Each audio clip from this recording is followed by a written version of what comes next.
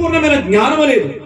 కానీ ఈమె పొందుకుంటే విశ్వాసమును బట్టి ఆయన వస్త్రపు చెంగును ముట్టుకొని ఏమైందంట? స్వస్థత పొందుకుంది. మరి మందిరములోకి వస్తున్న మనకి ఈ విశ్వాసము ఉండాలనే ఈమెను పెట్టాడు. ఏ విషయం ఉందైనా సరే ఆయన గాయాలు కడతాడు. హల్లెలూయా.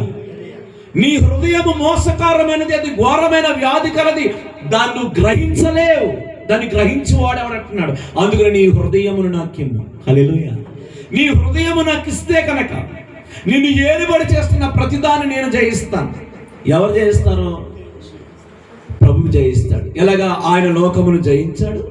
ఆ జయించిన వాడు మనలో ఉన్నప్పుడు మనం కూడా జయిస్తాం. జయింపజేయువాడు దేవుడు, జయించాము అని చెప్పుకునేది మనం. దేవునికి స్తోత్రం కలిగిన. అందుకనే విశ్వాసం అనేది చాలా విలువైనది. దేవునికి స్తోత్రం కలిగిన. అక్కడ రక్తస్రావణ గల స్త్రీకి స్వస్థత వచ్చింది. అంటే ఆమె గుండె చెదిరిపోయి వైద్యముల చుట్టూ తిరిగి ఆళ్ళ దగ్గరికి వీళ్ళ దగ్గరికి వెళ్ళి సమాధానం దొరకలేదు, వైద్యము దొరకలేదు, గాయాలు కట్టబడలేదు. యేసయ్యను ముట్టగానే, యేసయ్య వస్త్రపు చెంగును ముట్టగానే ఆమెకి ఏం దొరికిందంట? స్వస్థత.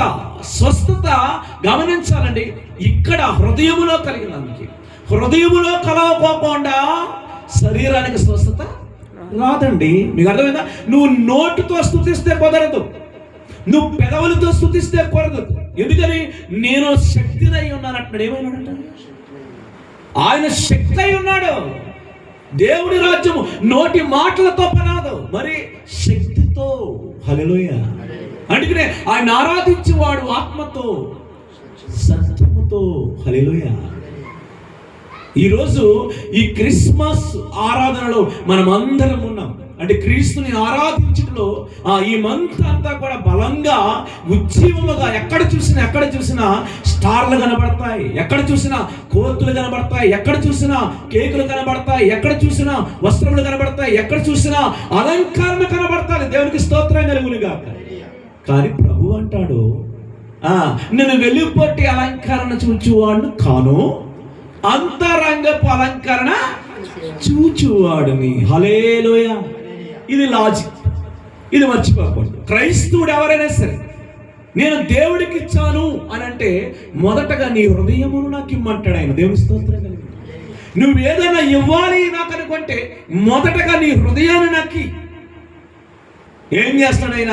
నీ హృదయము నాకు ఇస్తే నేను నీకు చక్కని ప్రత్యుత్తరం ఇస్తానంటున్నాడు. అందుకనే సామెతలు 16లో చూడండి ఏమని మాట్లాడుతున్నాడు. సామెతలు 16 చూడండి ఒకసారి. దేవునికి స్తోత్రము కలుగునుగాక. హల్లెలూయా. చదవాలి అక్కడే ఫస్ట్. హృదయ ఆలోచనలు ఇక్కడ ఎవరి వశములో ఉన్నాయి? మనుషుని వశములో ఉన్నది. హృదయ ఆలోచనలు ఎవరి వశం అంట? మనుషుని వశము. కానీ నేను నడిపించాలి ఉత్తరము వలన ఎవరి వలన కలుగును? యెహోవా వలన. నీకు ఉత్తరం ఇచ్చి నేను నడిపించాలనంటే ప్రత్యుత్తరం ఇచ్చేవాడు, నేను సరైన మార్గంలో నడిపించేవాడు ఆయనే. అయితే నీ హృదయమును నాకు ఇమ్మంటున్నాడు. ఎప్పుడైతే హృదయాన్ని దేవుడికి ఇస్తామో మనకి స్వస్థత దొరుకుతుందండి. ఇక్కడ స్వస్థత దొరికినప్పుడు నీ దేహానికి కూడా స్వస్థత దొరుకుతుంది. అందుకనే అమ్మ ఎక్కువ ఆలోచించొద్దు. ఆలోచిస్తే ఏమవుతుంది? రోగాలు వస్తాయి.